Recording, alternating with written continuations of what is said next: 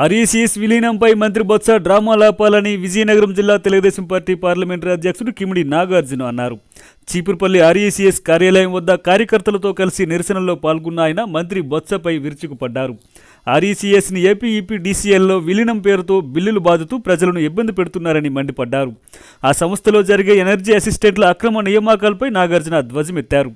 నకిలీ సర్టిఫికెట్లతో జాబులు వేసి కోట్లలో దండుకున్నారని వైసీపీకి చెందిన ఎంపీ మాట్లాడినా ఇంతవరకు చర్యలెందుకు తీసుకోలేదో మంత్రి చెప్పాలన్నారు. అనంతరం 3 రోజులుగా ఆర్ఈసీఎస్ వద్ద నిరసనలు తెలుపుతున్న జూనియర్ లైన్మెన్ల సమస్యలను అడిగి తెలుసుకున్నారు.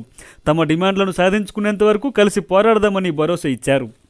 59 ఉద్యోగాలు ఏవైతే ఉన్నాయో వాటిని హుటాహుటిన సర్వీస్ రిజిస్ట్రీ ఓపెన్ చేయాలని చెప్పి ఎందుకు చూస్తున్నారు?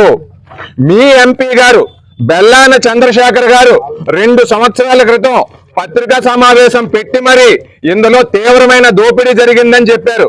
ఇందులో నకిలీ సర్టిఫికేట్లతో ఉద్యోగాలు ఇచ్చారన్న సంగతి కూడా చెప్పారు. మరి దీని మీద మంత్రి బొత్స సత్యనారాయణ గారు కానీ అధికార యంత్రాంగం కానీ ఎందుకని చెప్పి సమాధానం ఇవ్వలేకపోతా ఉంది. ఎందుకని చెప్పి వీళ్ళందరినీ కూడా హుటాహుట్న రెగ్యులరైజ్ చేయాలని చెప్పి చూస్తా ఉన్నారు. ఈ రోజున మనం చూసుకుంటే ఉత్తరప్రదేశ్ రాష్ట్రంలో పండిట్ మదన్ మోహన్ మాలవ్య విద్యాపీఠ్ అనేది అక్కడి నుంచి కూడా సర్టిఫికేట్లు తెచ్చుకున్నారు.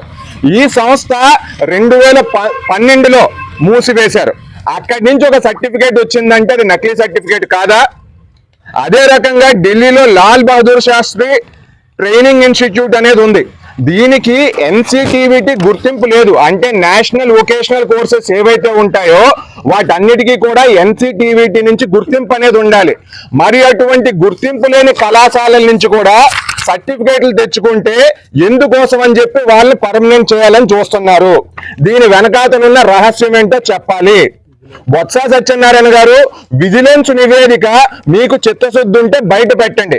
విజిలెన్స్ నివేదిక కూడా ఇందులో తీవ్రమైన అక్రమాలు జరిగాయని, ఇందులో నకిలీ సర్టిఫికేట్లు ఉపయోగించారని చెప్పి చెప్తా ఉన్నా మీరు సర్టిఫికేట్ అది బయట పెట్టట్లేదు అంటే ఎందుకోసం దాస్తున్నారో తెలియజేయాల్సిన అవసరం ఉంది. బొత్స సత్యనారాయణ గారు మీరు ప్రజల ముందుకు రావాలి.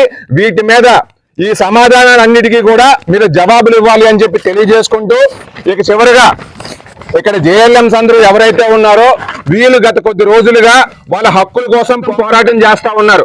వాళ్ళని కనీసం మీరు పట్టించుకోవట్లేదు. 2019 నుంచి కూడా వాళ్ళని రెగ్యులరైజ్ చేయమని చెప్పి వచ్చినా మీరు గ్రాట్యుటీస్ అనేవి ఇవ్వట్లేదు. వాళ్ళకి ఏ రకమైన బీమా కూడా ఇవ్వట్లేదు.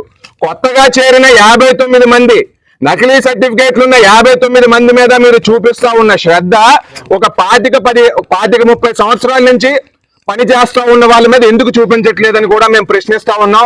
వీళ్ళ ఇబ్బందులు ఏవైతే ఉన్నాయో వాటిని కూడా వెంటనే పరిష్కరించమని ఈ పత్రికా సమావేశం ద్వారా తెలియజేస్తా ఉన్నాం.